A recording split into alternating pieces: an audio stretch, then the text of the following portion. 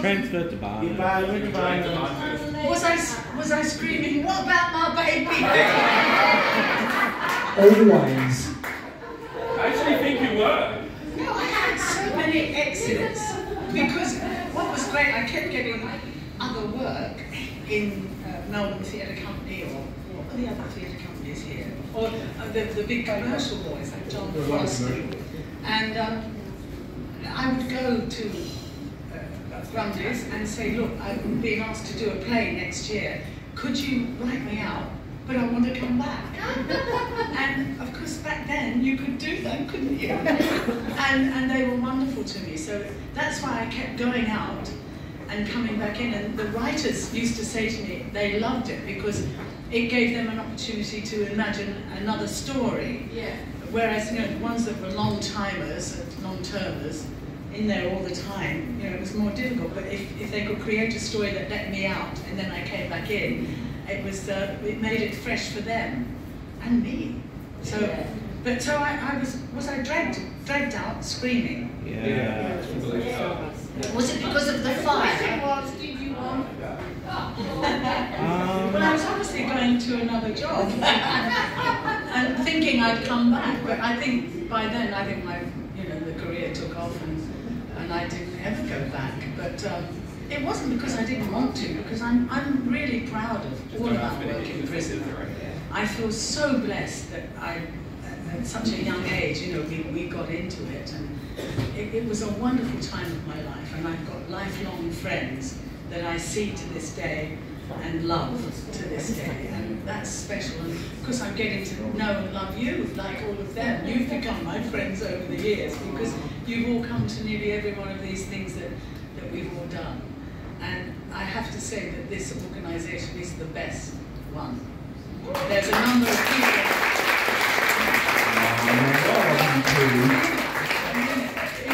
There are 2 or 3 that do the rounds in other states, but it's not a patch on what this one does.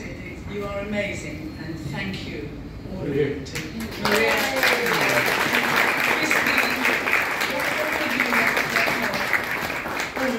You're just an amazing group, so I must go back and look at myself being dragged out. Thank you, Amanda. Our next question is for you, Peppy. Oh. Yeah, of course we got one for everyone. Okay. Peppy, when Joan hacks off your hair, is it really your hair? Or was it a wig? It was a wig. I lost a few strands, but despite what it looked like, she was very gentle.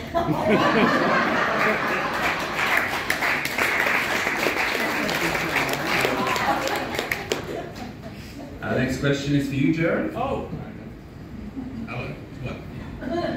What? What was your favourite? Works better if you use the microphone. What was your favourite storyline? There are 2. I don't know how many of you remember the opening scenes that I had when I first came into it. There was a story about how I came to have this blood phobia. And it was because of what happened to me in Vietnam, in my story. Now, when that scene was written, it wasn't that particular scene. I had a good friend who'd been in Vietnam, and he, that experience of having shot a child was something that happened to him and left him very traumatized. And so when I read that I had a blood phobia in this character, I went to Denise and the other writers and I said, can we rewrite this?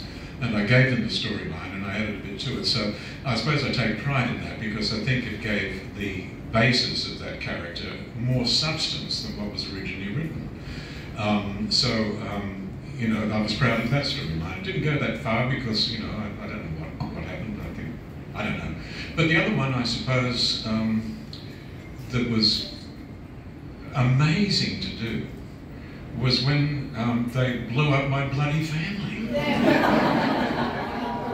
What an extraordinary thing to do to somebody, But what was weird about that is that I came back to work and it was hardly mentioned. from that moment on.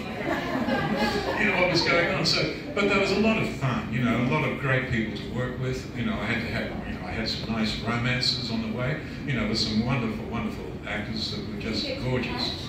I did, yeah. I got to kiss a few. Yeah, that was nice. You've never kissed me. Do it now.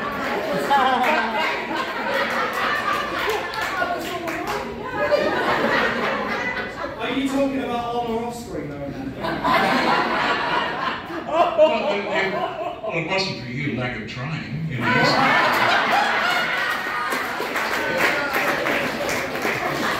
But no, they were all great to work with, and a lot of them are my good friends still. So yeah, look, there were so many. I was there for 2.5 years, and a lot of it was just, you know, moving the women along and not being involved that much in their storylines. But when I got a storyline, I suppose I made the most that I could from it. But for me to be able to look back 40 odd years and say which one was my favourite, you know, it's hard.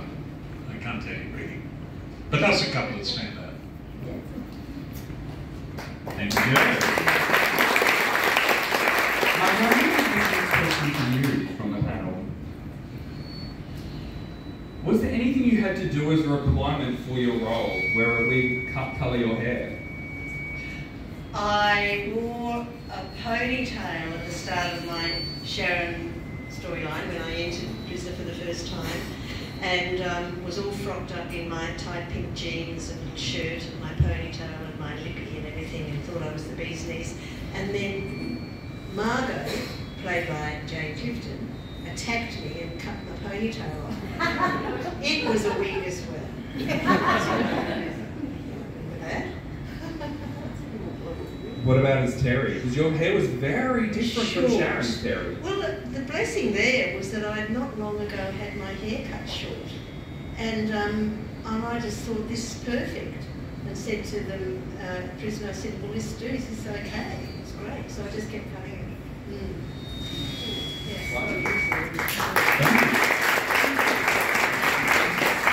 Our next one is for Jan.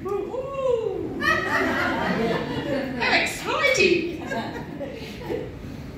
I hope it's not too hard. Well, let's see. So you've cast many a person in your career. Are there any you regret starting their career? Interesting question.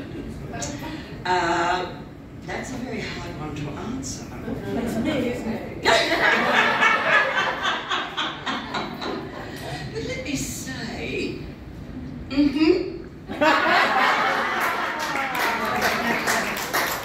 believe, ladies and gentlemen, that means she's not gonna tell me. that will be for the book. So many people today have asked me, are you going to write a book? And I said I've had many people ask me over the years to actually write a book because I've lived many lives and done many things. So with you guys asking me again today, I certainly think I should do something about it. I've made lots of notes and I have lots of stories, good and bad. We would happily sell it here for you. Promote it for you like there's no tomorrow. I don't think I'll get sued, but I'm going to take a chance anyway. And I'd just like to say that, and for all these wonderful actresses and actor here, it was an absolute joy in casting Prisoner. And so many of you have asked me that today, and I've said it's an absolute joy because all these wonderful performers who I put into the show were actors, with real actors.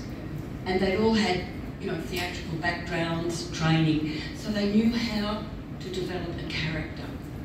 And particularly for the strong female actresses was absolutely joyful because having worked with quite a few of them in my career, and also having known many of them, to give them an opportunity to have a role that they could really get their teeth into. And it was absolute joy to cast them because they're all wonderful, wonderful performers.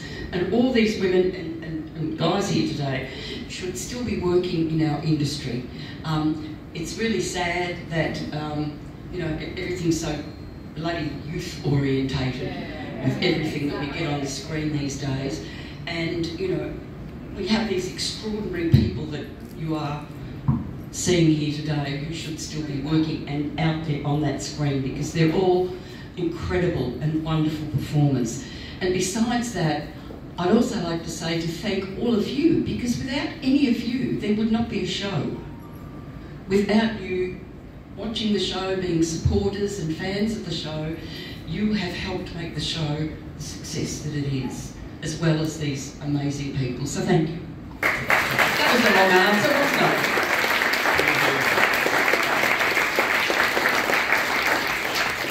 Sally, I have one for you now.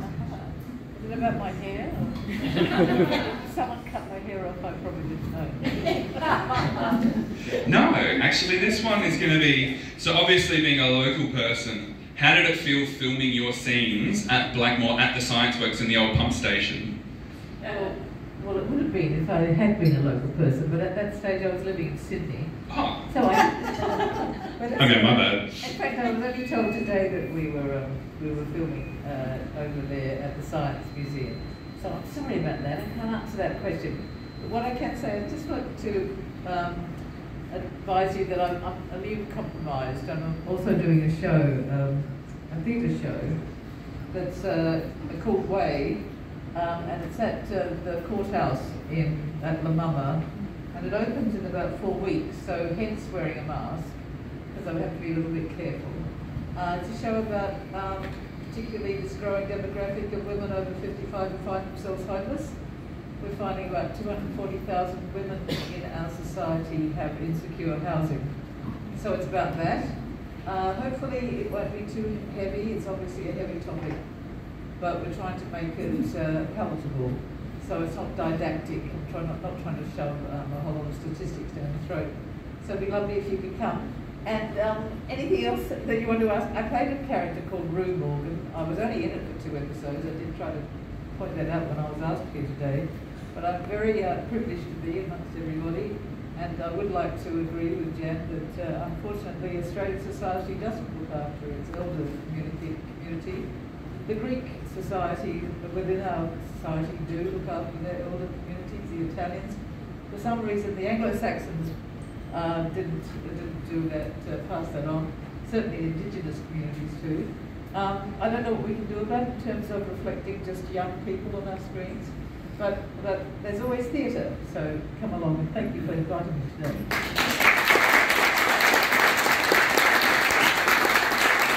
When it comes to the show, you can be in one or two episodes, but as I said in the opening, you left an indelible mark. A lot of people always to this day wondered, which makes sense being a Sydney person back then, of why you never ended up going to Wentworth. One can only assume she escaped. I was just too tough for Glenda. Yeah, but didn't she best you just before the place burned down?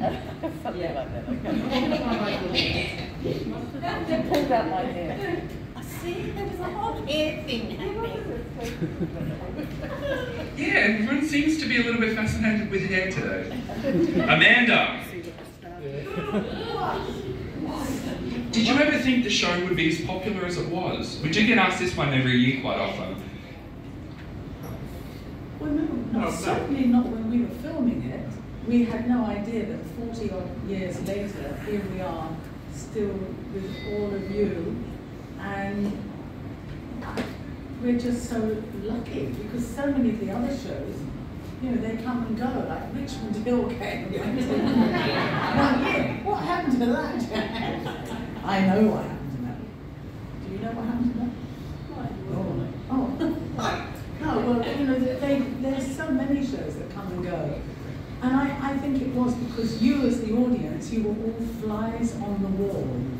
How often do you get a chance to have a bird's eye view or a fly's view of women in prison? And then do you remember that they tried to do it with the men on the ABC, with Mel Gibson, wasn't it? Punishment. Yeah. But it failed. I don't know what it was about. I think it wasn't not enough bitchiness, you think. No, I think what it was shocker. Who said that? Barry, he played the Ward. Oh, the Ward, he did He too. didn't know what he was singing. No. He was there, he was singing one, and I think I saw him too. But I think one of the reasons that it did do so well is that there had been, as Caroline, I think, said earlier, up until Prisoner, we were just women with handbags. I mean, if you remember Cop Shop, that was one of yours. They were police women, and Linda Stoner and Paula Duncan had the best lipstick, shiny, shiny, shiny, full false eyelashes, and they had a handbag, and when they were ready to do something, they'd open the handbag and pull out a gun. That's what it was like. So we count and count and pout. Yes. Oh yes, Linda Stoner. Wonderful. They both got wonderful lips. And so I think up until Prisoner, women had not been seen in that light. In fact, indeed, I did an episode of Cop Shop when I was a bashed up wife. And so I had the very dark hair there. I don't know what I was doing, but it was before, a long time ago. And I was just covered in bruises and cut lips, and I was totally unrecognizable. So they could have got anyone to do it. But you were either a bashed up wife, a policewoman with a handbag and lots of lipstick, or as Caroline said, you were doing your washing up at the sink, or a nurse. Hello, darling, how a barmaid? Yeah. I nurse. I played all of those in Cop Shop. Did you? Yeah. Nurse, barmaid. So I think there was a fascination, and you couldn't get enough of it because women, as you say, I think you know, we are a fascinating sex, and I think we haven't been seen in that light for so long. Thank you, Amanda. Jared, I have another question for you. We do get asked this one quite often over the years at events, and that is, have you watched Wentworth, and what did you think of the Wentworth version of Fletch the Ledge? Played by Aaron Jeffrey. I can't really answer that because I've only ever seen one episode of it. And it wasn't because I wasn't interested. Yes, it was.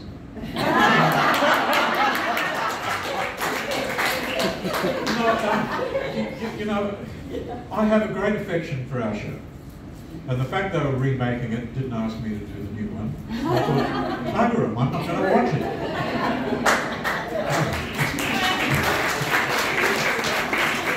You know, you think at least, you know, I mean, Val managed to squeeze her way in by emotionally blackmailing him to be in it, you know, but I don't have Herbert's part, so I couldn't do that. But you got to go. Yeah. And you know, I would have been happy for them to come in as, you know, Fletcher's father or something. You know, if they figured out a way to put me in there, I would have done it.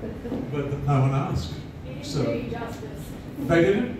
Nah, well, you know, there's only the one legendary Fletcher, and I was